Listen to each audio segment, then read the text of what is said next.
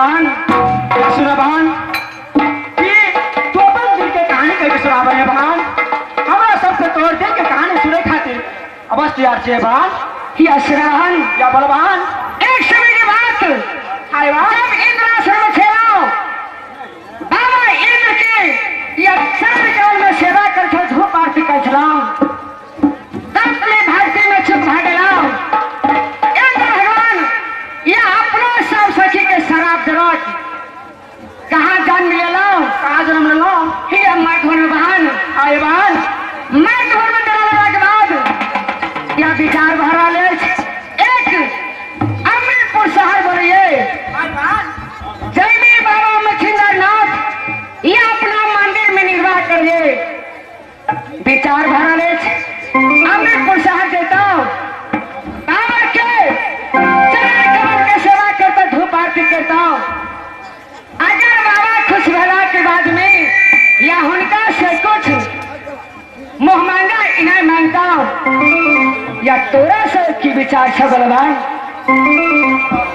या सुने बहन कि ठीक है बाबा मंदिर के जब पूजा करे खातिर चले के लिए आवाज चले है बहन। और छोटी बहन और से पूछ रहा छी आवाज सिया बाबा मंदिर चलता कि नहीं चलता पूजा करे खातिर या तो दो दिन से कहानी क्या सुने बहन? हाँ बहन कि बड़के बहन का ऑर्डर है कि बाबा मंदिर पूजा करे खातिर जाई छी जब कि जब अपन दिल के कहानी कह के सुनाबे बहन। जबर बहन। हाँ बहन ठीक है बहन। हमारे सुन गए कथी के छिगा गए सुने छी कि नहीं सुने छी? बजी तुम नाची ही है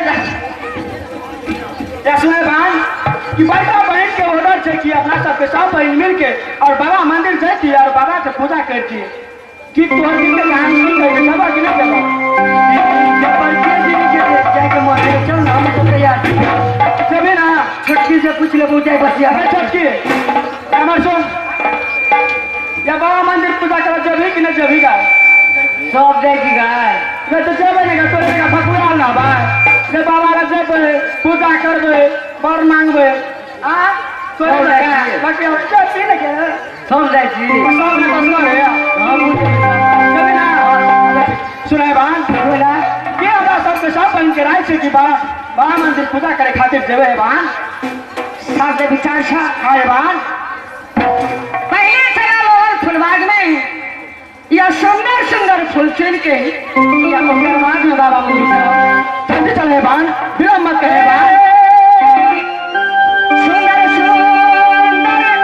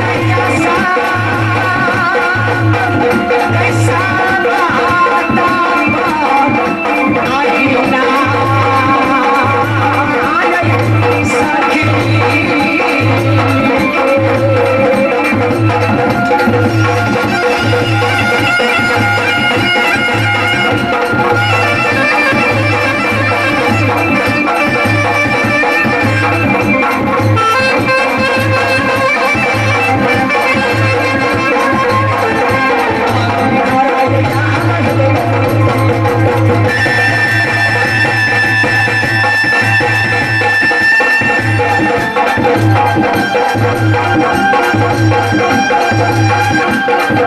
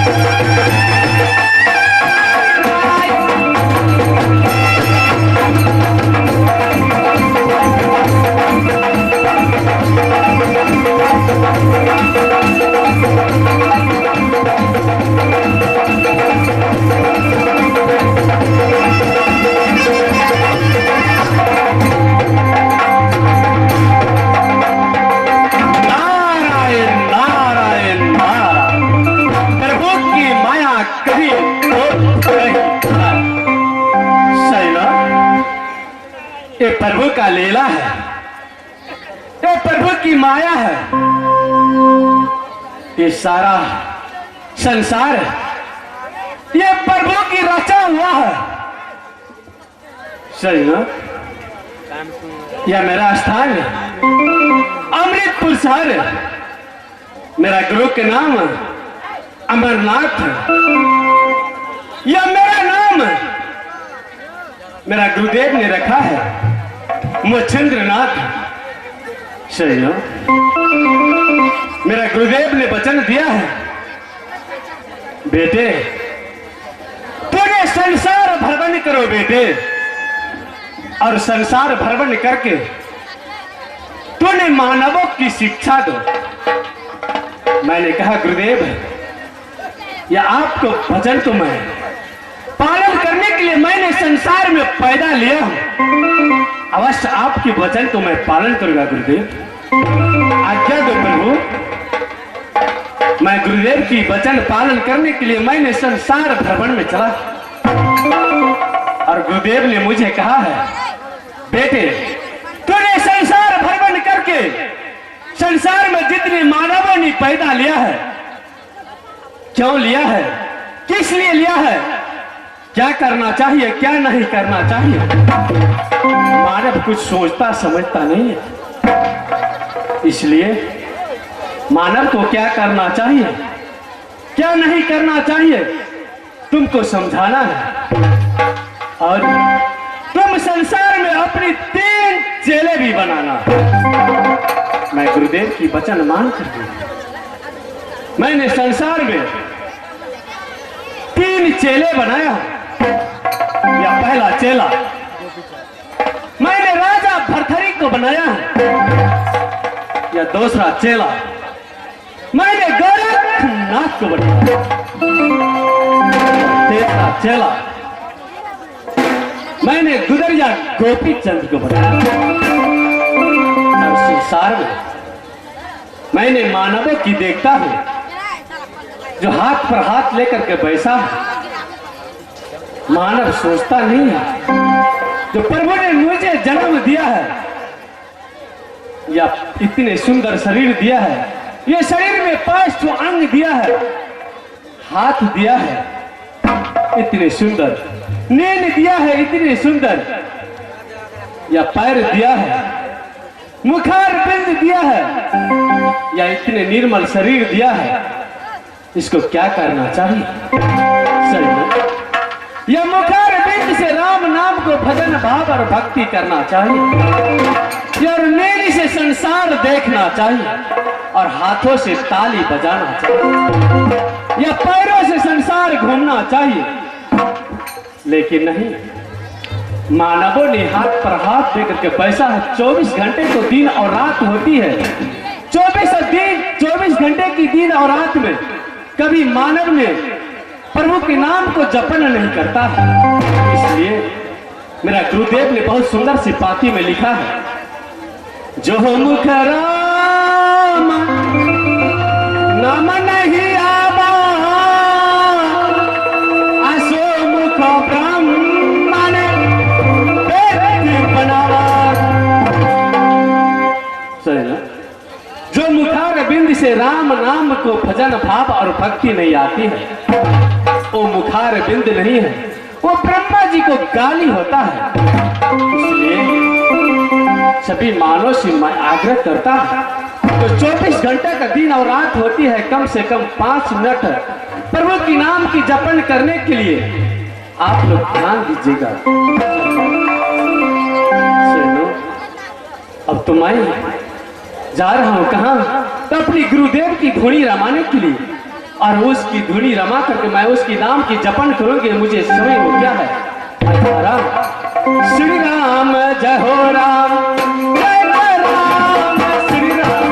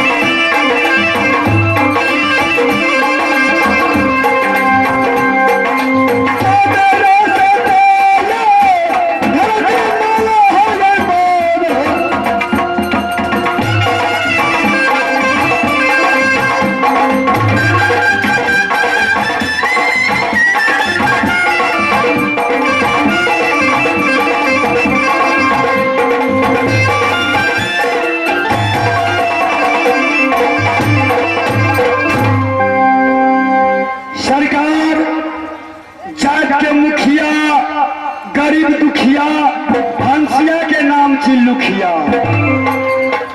आने मुखिया जतने बुझलिए गांव में मुखिया में लड़ते कोई मुखिया रहे हमें अरे चीज जात के ची हम बढ़िया हमार नित्य नियम ची माछ मारे ची रो भोकरा गरे गरछुनी टिंगरा पोठी अनेक रंग के माछ मारे अब ची सरकार कुछ माछ हम घरों में रह दे कुछ माछ लगा चल जाए खुटोड़ा दुनवारी हाट पर बेचे माछ बेच के जे आवे छे तो सब कुटिया हमर बलहिनिया खा लेने रहे छे आ सब पुछड़ी हमरा ला छोड़ देने रहे छे सरकार घर में जे किछो बोले छिए त यत मार मारे या मलहिनिया हमरा दा छरा छरा भर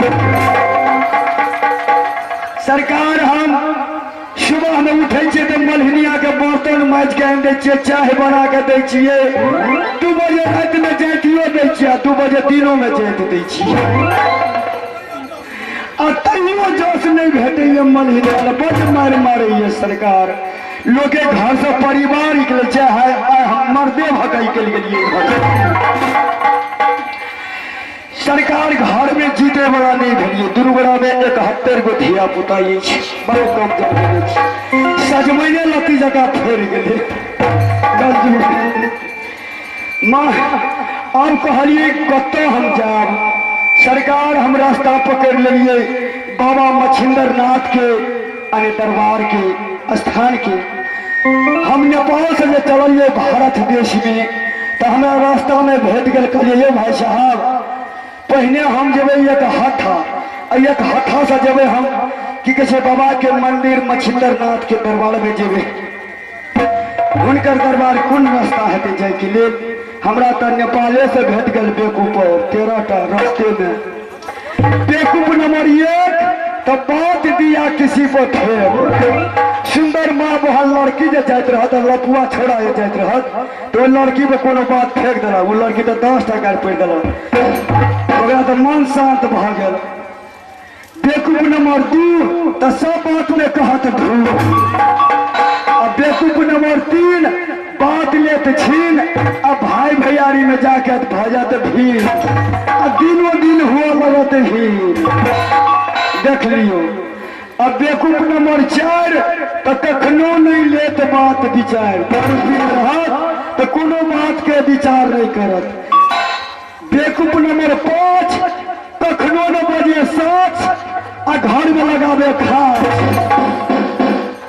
हरदम गड़बड़े बात अब बेकूफ नंबर 6 तो गहूम में फेर दे 50 किलो जो अब देखियो जो मेरे में की गहूम मेरे 25 के कुंटल भगवान को चोको हो बेच लेबे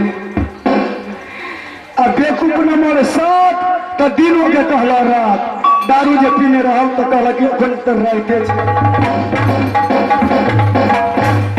ई भेल पूरे नशा के चल रहे आ बेकूफ नंबर 8 तो ओई रोड पर लगा देते टाट अब रोड पर टाट लगा देते तो गांव के भरमल आदमी एक हाथ आके दे रही केहन बेवकूफ चले रही रोड पर हाथ लगा दे के 10 गो गुटार देता 10 जूता मारता एक गार ओकरा बहु गड़े बगल अब बेवकूफ न मारना तो सब बात में कहत रहो आज ने देबो पैसा काल देबो परसों देबो नहीं देबो तो की करबी अब लिया यही मेला जगह झंझट बढ़ा लिया मधुबनी में जाके तारीख लिख रही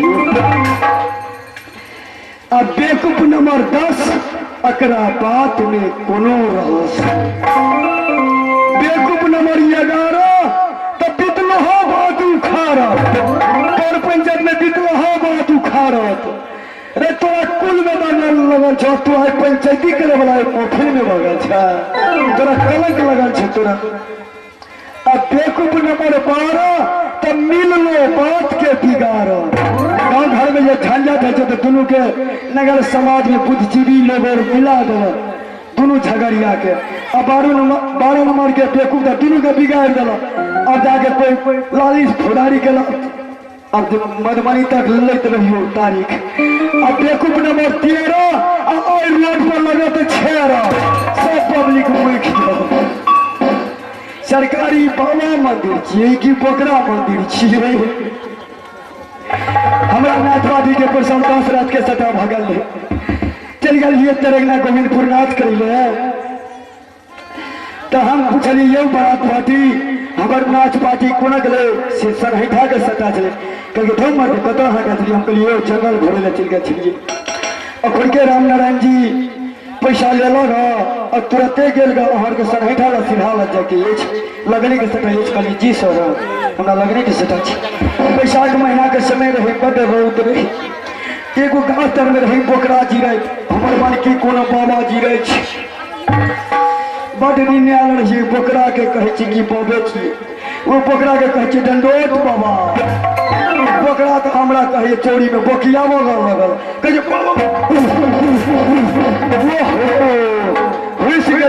तो हंस न हंस कह देखिए सरकार बोकरा मंदिर हेते तो नहीं जेबे वैष्णो नहीं हेबे नहीं बाबा मंदिर हेते तो वैष्णो भ जेबे कहे चूड़ा में रम जेबे न रहे बांस न बाजे बांसुरी लेत रहो मनहनी आए से ककरा जरे झंझट करता के ओकरा माछ मार के दिके बेच के दे खेते जाय छे पहले बाबा के मंदिर में प्रणाम करबे कहबे बाबा तुमने चला बना सारिए बोले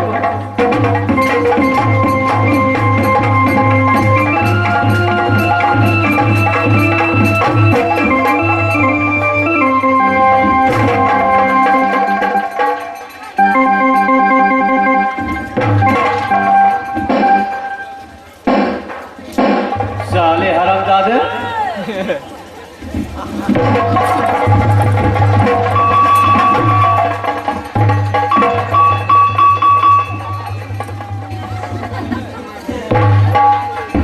एक तो साले हमको ध्यान के समय अपने प्रभु को मैं जपन कर रहा था हाँ वहां करके तूने ध्यान तोड़ दिया तो मुंह से गाली दे रहे बाबा को नहीं कहे बाबा गे बाबा रसे रसे कह दे छी बाबा बाबा अच्छा नहीं सुन है छी ए सुनै छी देखियो कहे छी सुन है छी सुनै छी क्या बात है बाबा कनिए तो छलिए तो पिताजी स्वर्गवास भगले कुछ नमहर खेलिए तो माँ छले ओहो मर गए ने हमरा माँ छो ने बाप छो ने धिया ने पूता ने लोग ने वेद ने स्त्री ने मिस्त्री ने धिया ने पूता और ने द्वार पर कुतो ने छो कोई नहीं छो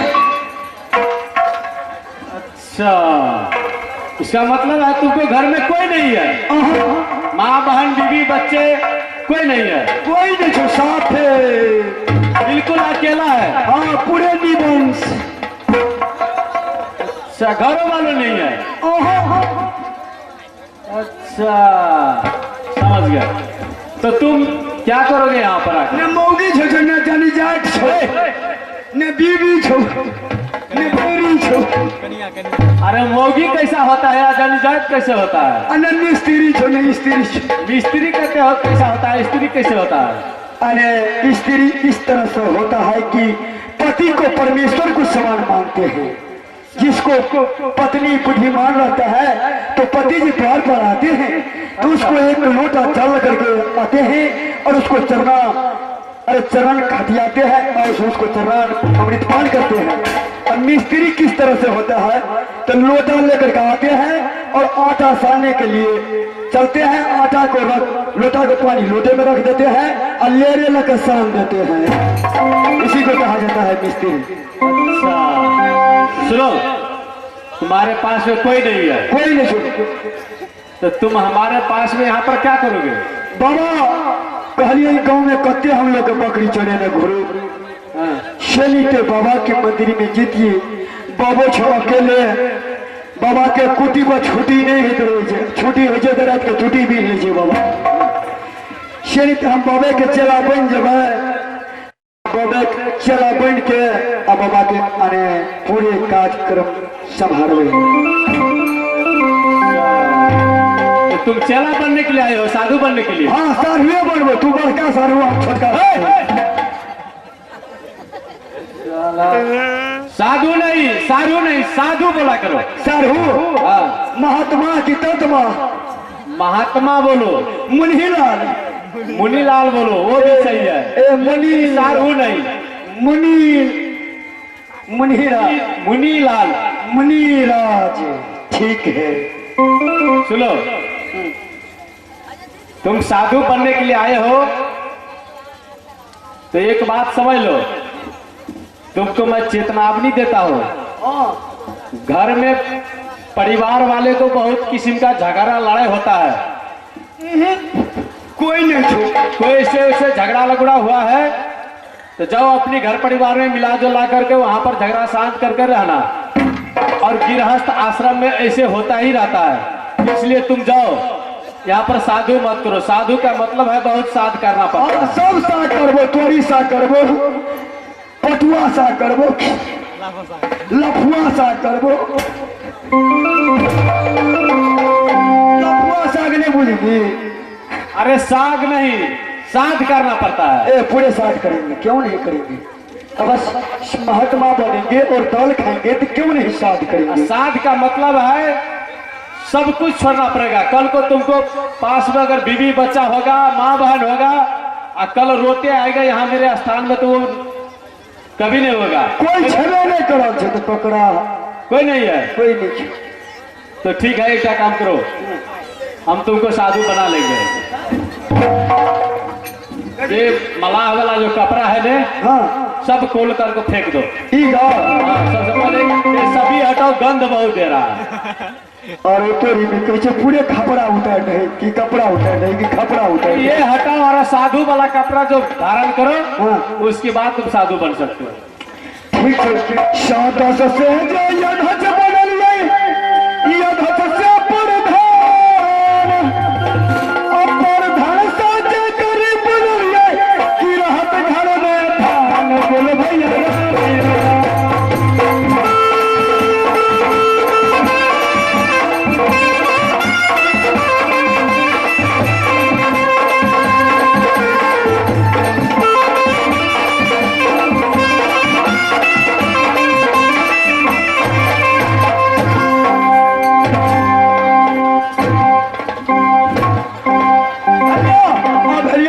साधु खोल दियो।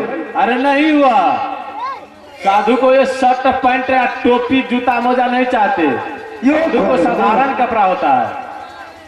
खेल रही है, धूप रही है, रोप रही है धान, अपने मन विचार कर रही है, जब बाबा के धाम बोलो भैया मेरा।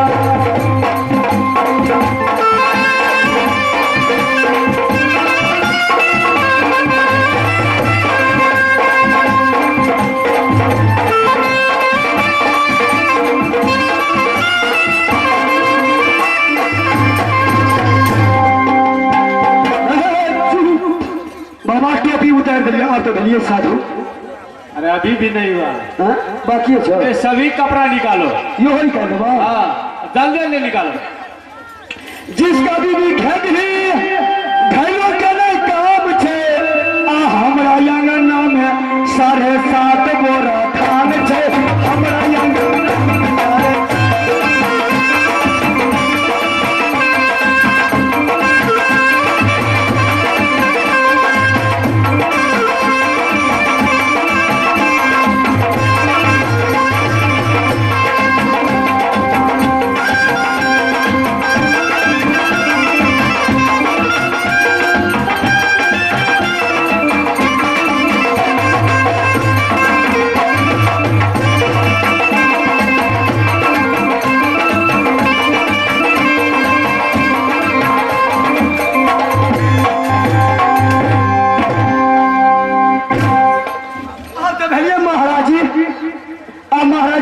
दगबाजी भरिए के बहरागी हो कि पेटरागी भरिए ए, साला तुम मानव है कि जनावर? मानवे छी कि जनावर कहू को तो मानव तो साला इतने गर्मी में इतने कपड़ा तो नहीं लगाता है। कपड़े में कपड़ा जन्मल हेते। मानव तो शरीर में भी कपड़े में कपड़ा पैदा होता है। हाँ, धान में धान जन्मै छै, धान के बिया तो तेना कपड़ा में कपड़ा, गोदाम के गोदाम, गोदाम के गोदाम, तै के गोदाम, वही में जन्मल हेते। ये तो कभी हो नहीं सकता है। चलो ठीक है, फिर निकालो, जल्दी निकालो। यो खोल दबा। अरे जल्दी करो, हाँ? जल्दी करो। जितने कपड़ा निकलता है उतने शरीर से तुमको बदबू भी आता है। अरे वाह, ये वो रहा है ना बाबा को। निकालते हैं कि नहीं? निकाल ले जो। खाइल तब दही जुड़ा, मुख में तब पान। बाबा है, तोरा दबा खाइला कथी? खाइल तब दही जुड़ा, अब मुख में तब पान। सुतल तब लाली पलंगा, चमन देव दान। रब राजा बदही भैया, हमरी दलाल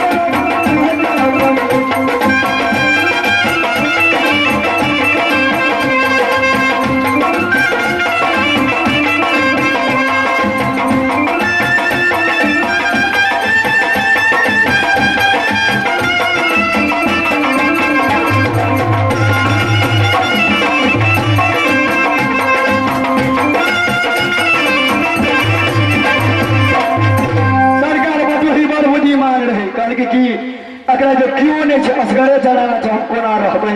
बटोही उत्तर दै छै, नहीं खेबो दही जुड़ा, नहीं लेबो दूध, नहीं खेबो दही जुड़ा, नहीं लेबो दूध, नहीं सुतबो लाली पलंगा, नहीं लेबो दाद, रतन रहबो गोरिया, हम तहरी दलाल।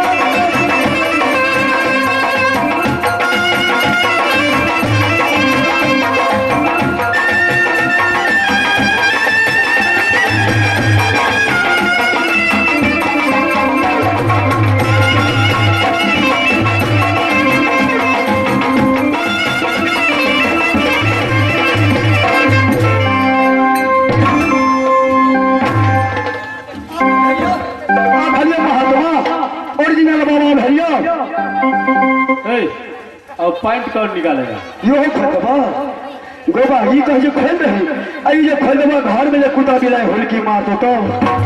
साला ये घर नहीं में है, ये मानव का शरीर है। अरे मानव को शरीर में, अरे ये केवाड़ लगा हुआ है, इसको कैसे हम खोल देंगे? इसमें कोई कुत्ता नहीं भेजेगा। खोल दो, जल्दी खोलो।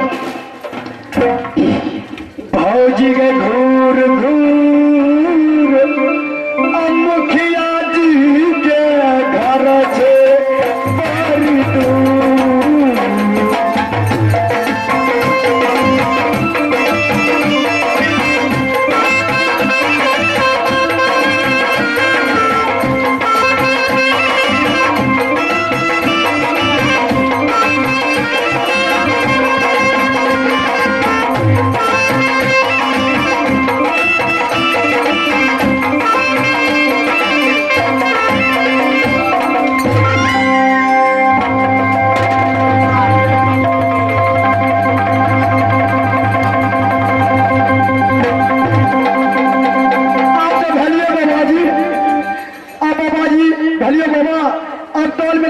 बाबाजी हमरे दिसन बहुत के तो दल खा के यार दिन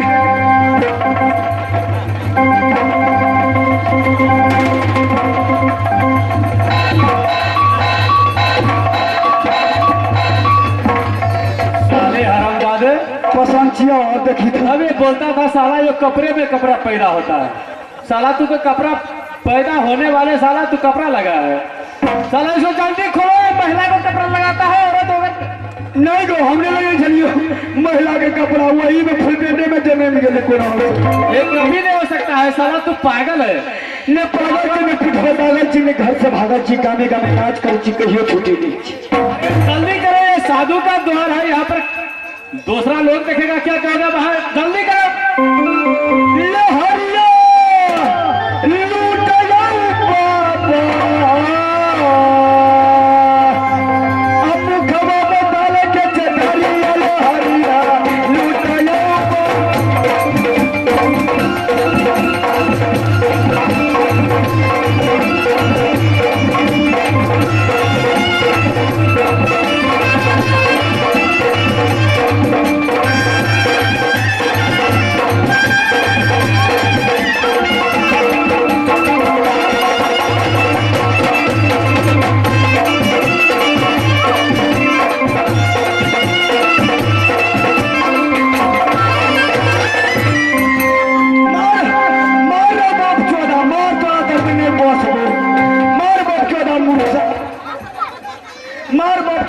मुंसा तोहर मतो मार की तोहर बाप मारो ए मुंसा लो में बस गया रातों के मारे या दिनों के मारे आई कल हम पातर भागलू परसों भागल का रसगुल्ला रिस दिए छी अन पर छुड़ा ले जाइए मन पच पच करते साले हरामजादे तुमको साधु बनना है कि नहीं? हाँ हाँ तो फिर ये कपड़े निकालो तो जल्दी करो। क्या बोलिए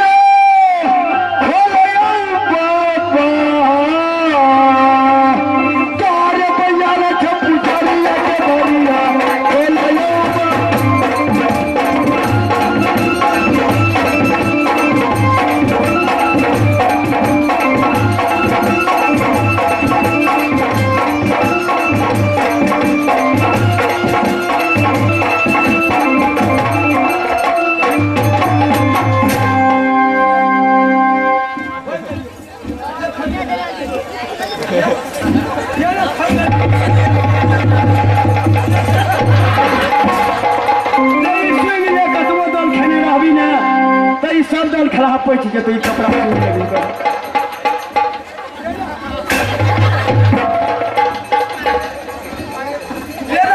चाचा मुंसा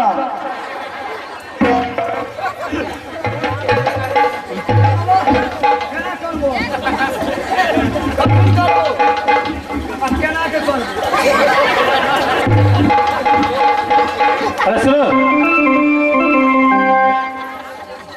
अब महाराज जी भाग जी अब तुमको क्या करना पड़ेगा? क्या करेंगे? अब तू साधु बन गया। हाँ हाँ तो साधु का कर्तव्य जो है वो करना पड़ेगा। साधु का कर्तव्य क्या है मालूम है? कुछ नहीं मालूम है बाबा। ये देखो ये सलहेश बाबा का मंदिर है। ये सलहेश बाबा के मंदिर में हम और तुम दोनों आदमी रहते हैं। अवश्य तो करना क्या है? क्या करना हम है? तो कभी रहते हैं या कभी हम चला जाता है दल में, अच्छा कहीं दूसरा जगह चला जाता है।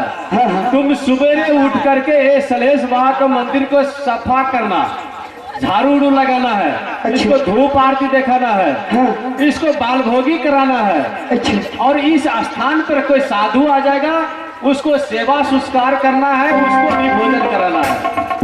ठीक है बाबा। समझ गए? सुबह शाम तुमको इतना काम हुआ। अवश्य करेंगे। कोई साधु आएगा सलहेश बाबा को स्थान में तो अवश्य उसको भोजन करा सकते हैं। हाँ सुनो अब हम चलते हैं, हमारा पूजा का समय हो गया है। मैं जा रहा हूँ अपने ध्यान में और तू भी थोड़ा भगवान को भक्ति कर लो और अब ध्यान मार लो रामचंद्र भगवान के, राम भगवान को।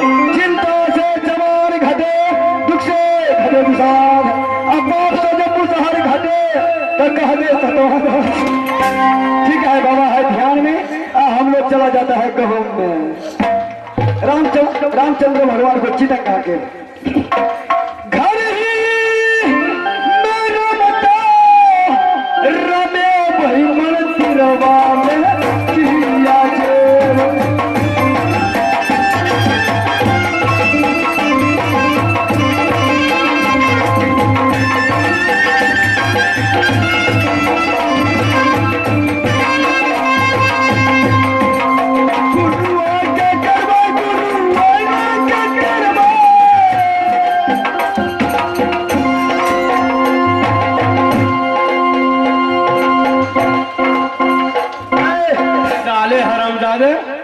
तुमको मैं भगवान के भक्ति भाव और भवन करने के लिए बोला कि साला तुम ये कौन सा भजन है? बड़े बाबा होकर के कुछ नहीं समझते हैं। इतना भंडारा में जाते हैं जगन्नाथ बैजनाथ जनकपुर धनसा और बड़े बाबा होकर के कुछ नहीं समझते हैं। क्या छुट्टा चला देते हैं। ये तो कुछ नहीं समझा। गुरुओं के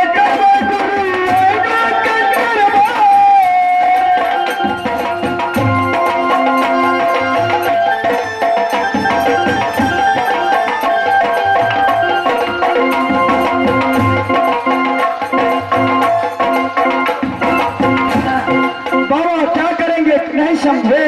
क्या करोगे? सुबह शाम और आपको चाहेंगे पीछेंगे और बाबा के ईश्वर बने भगवान तिरवा में किया जे।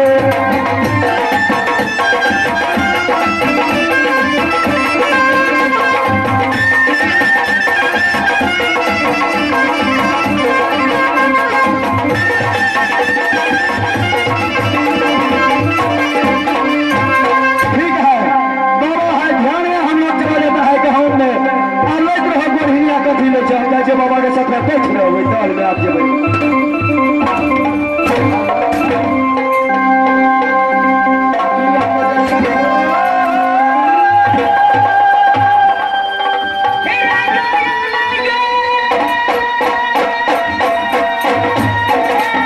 क्या सिखा मंदिर बाबा जमुई खोल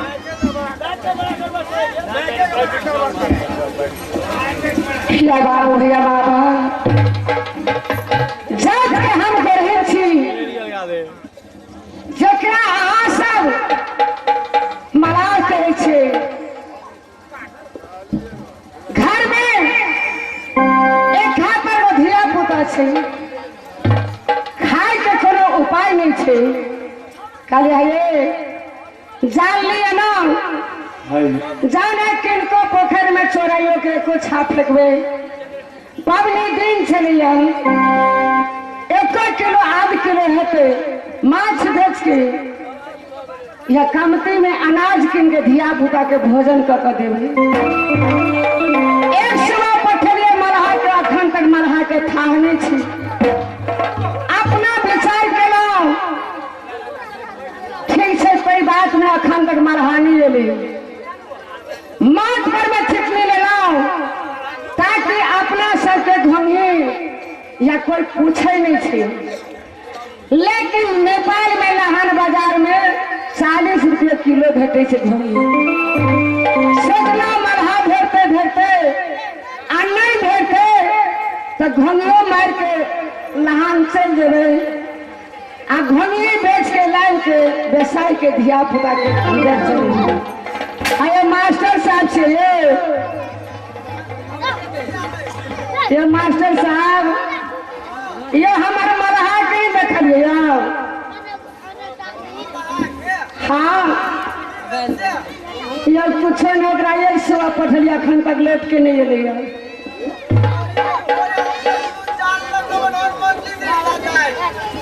गई आगे ना जान लगा मंदिर दूसर जाए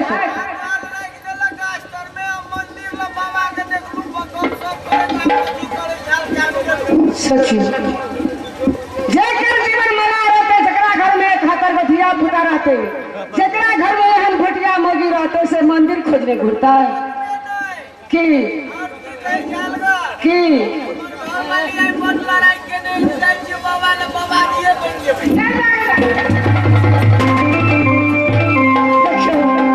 लड़ाई हम करबे नहीं करिए आ तब केना झूठ फूस पड़े छे ठीक से जाय से देखबे भेटते नहीं भेटते तो भंगी मार के चल जेबे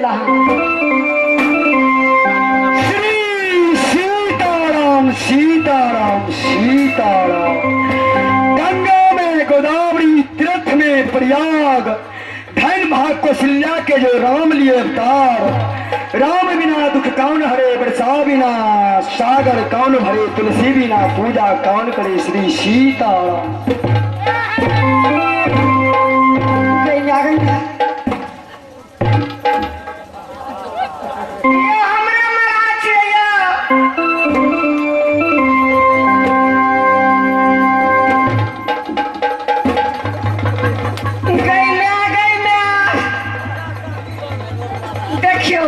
सोचे वाली बात है कि नहीं जेकर जीवन मला जकरा घर में खतर को दिया पुता जकरा घर में ही परिवार एक मतलब लेकर हम दिक्कत के लिए दिया पुता सोरे के सोरे दहन के दहन जन्मा लेलके आप बतलाव नहीं कर सके वाला छे तो आप साधु रेम के बलू चूड़ा दही खाओ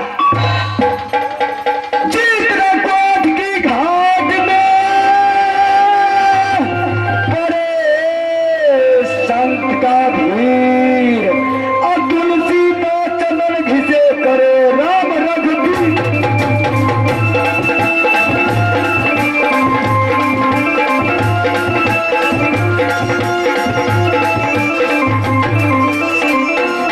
देखियो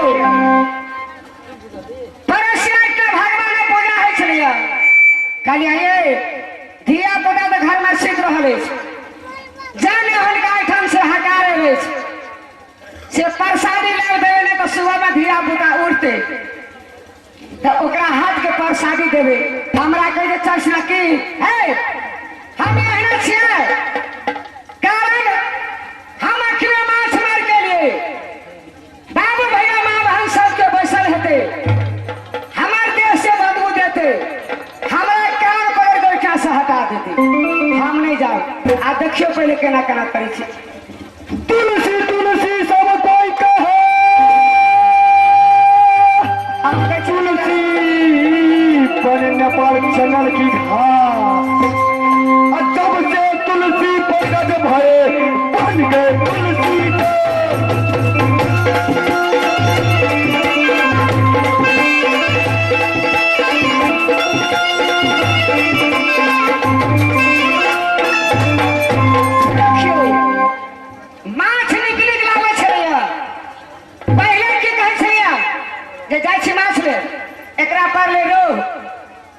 बेचारा लो लगे रो कोनो बात में हमरा कलर बनो हम बना के देलिए कैसे आहू खाओ आ हमो खाओ आ धियो पुतले रख दियो जब दुनु प्राणी बैसल एक जगह खाए के लागी में त हमरा के हां रुकू हम के भेले नहीं खा देबा कहते सुनो कौन माछ है से बुझलिया खाली कौन माछ तो कैसे रो तो हम कहले कर मतलब की भेले केहन बढ़िया से बने नहीं सकते प्रेम से हमरा कहिया चढ़ सुन के हे रहु नहीं खाबो अब तो हमरा भारी पड़ले भगे जब घर वाला भगे कहल के रहु नहीं खाबो तो केना खेबे छोड़ देलिए बेस बढ़िया ओकर बाद में कहलिए हे जाओ ना माछ ले एकरा माछ भेटल खुरसा बेस बढ़िया बोले लिए बना सुना के हमू भजिए नहीं रहिए वही गप के बेस बढ़िया चाइना के ना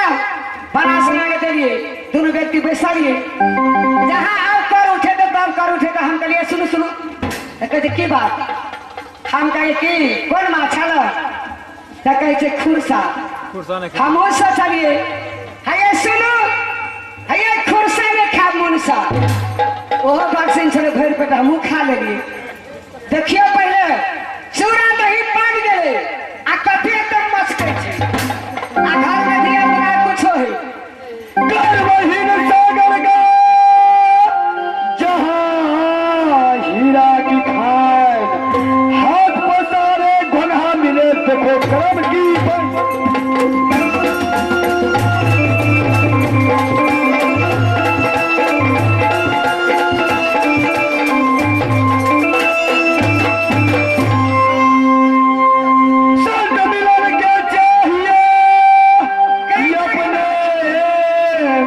का ध्यान और जितना पाँव पड़े एक हाथा में सब हतीरथ के समान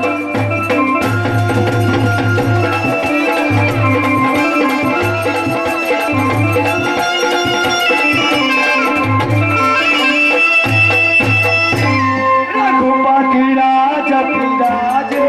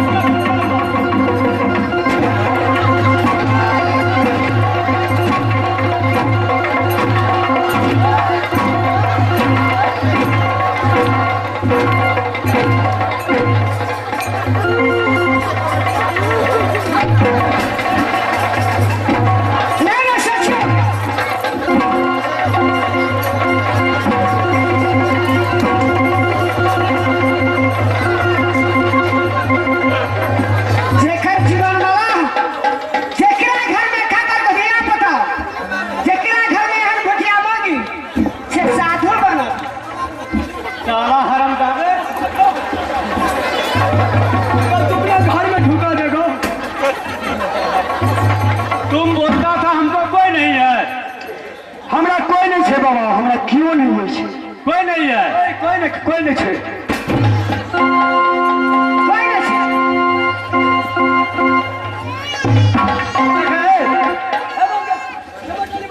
चमड़ा कैसे कि बाबा कोड में फेंक देबो।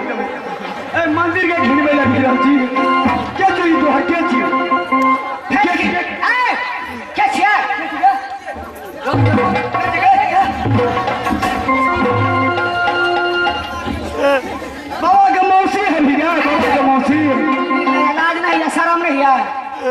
है तो शरम से सौसे दे गरम हो गया सुने ना चिन्हाइए अब कथा सुन हम सुने ले तो कथा सुनबो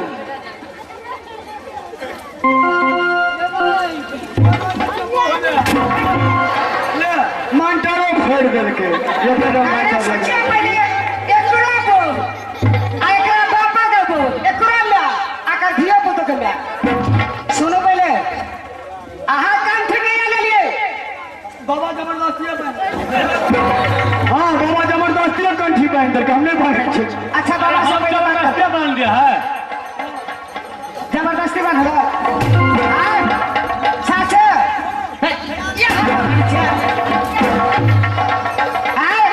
जबरदस्ती करी बांधता हम जाल लगे जाए छलिए हम पोखरी में माछ मारे में यस रे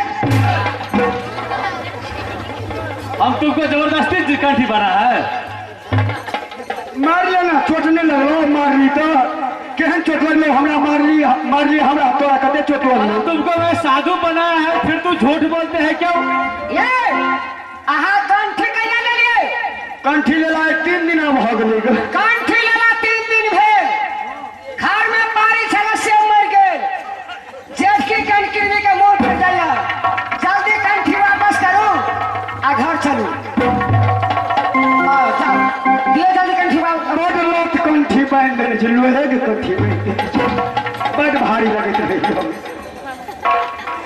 बाबा बैसरो नहीं धारल के अपन कंठी ल ले हमरा बैसरो नहीं धारल के अच्छा तुमको वैष्णव धर्म में जाने से तुमको गरफायदा हो गया गर फायदा भले कंठी ले लिए तो पारी मर गेले अच्छा आ जेठ की छोहारी के पेट मुझ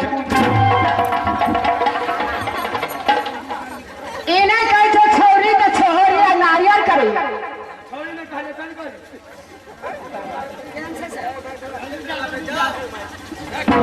ले बाबा कंठी ले बैसरो नहीं धारल के कंठी ले ली तो बड़ हैं छै अने घर में पारी मर गेले जेठ की छोरी के पेट मुझ जाय छै अच्छा। आ लदी कात में गहूं चढ़े छै आ चौड़ी में झड़े छै अपना नाच कर दे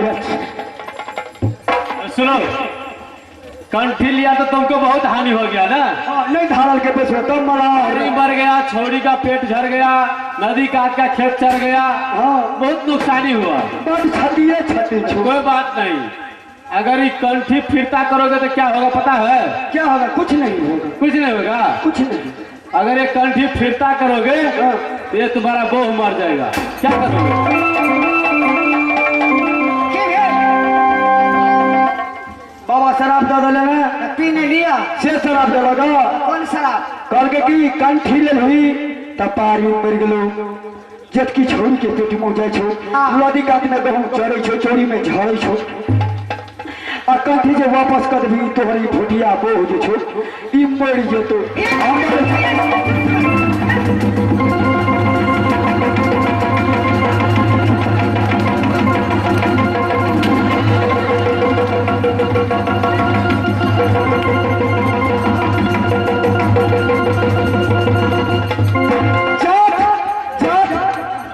सब जगह ये मोदी हमरा से जतबै छलगा सरकार आई एक हाथा गाँव में भारत देश में हम जतबै छी नेपाल साहब के नेपाल में कहियो नहीं जाते छलगा पिठीदार छातीदार छाती ढोरहीदार लोरही लगा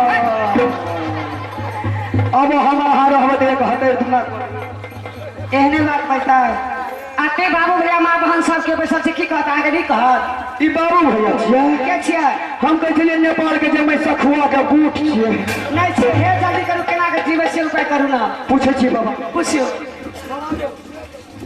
क्या बात है बाबा बोहो हमारे मर जेतो तो बलान और में जाके करबै कहबै गई बोह गई बोह में आ गई में कोनो जिए वाला ओकरो कोनो उपाय छो तो जिया दही ने तो बाबा बेगरे बोह के कोन हम शाम का से 40 बरस 45 बरस अतनी उम्र में बोह मर जेतो बड़ दिक्कत है तो हमरा अच्छा, इसका उपाय है? कथी छो? इसका उपाय यही है, जो जिस रोज तुमको हाँ वो क्या कहता है, अच्छी दिन को सह करके, जिस रोज तुम्हारा बेरागन होगा उस दिन को सह करके तुमको सत्यनारायण भगवान को पूजा करना होगा। अच्छा और 5 मूर्ति साधु को दल दे करके भोजन कराना होगा। सारा कुछ तुम्हारा ठीक हो जाएगा। ठीक ठीक ठीक क्या करोगे? हेते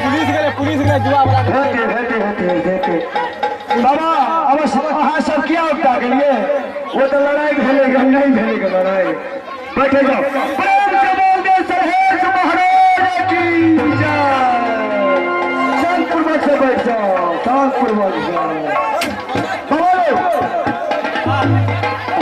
हमार दल ले कल हेची हमारे बेरागन करा दिया है।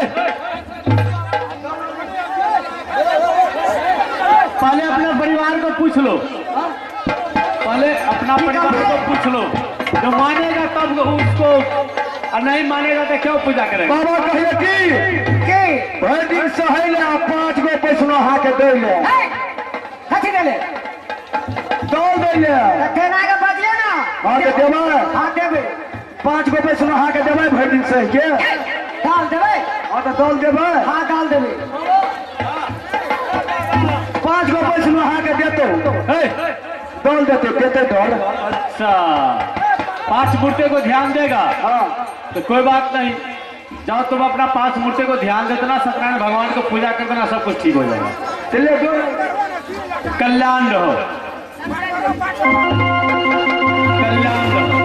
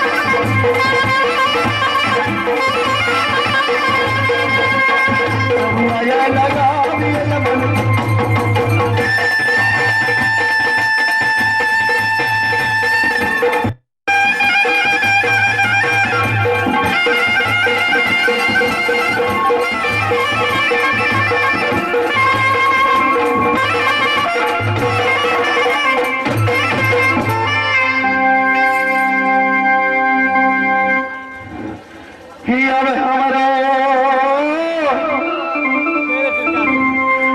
के घर होने गई छे।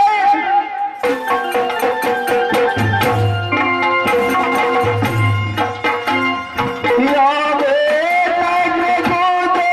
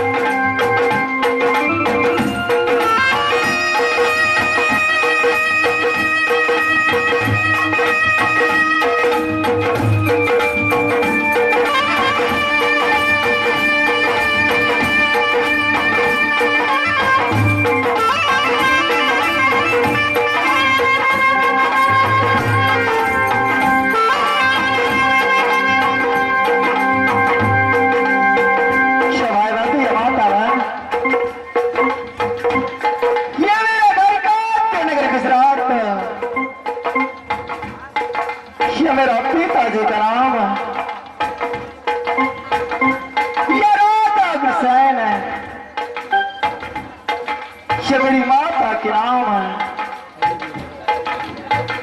ये सत्य मायना ये मेरी सहोदर भाई के नाम है ये सत्य निर्माण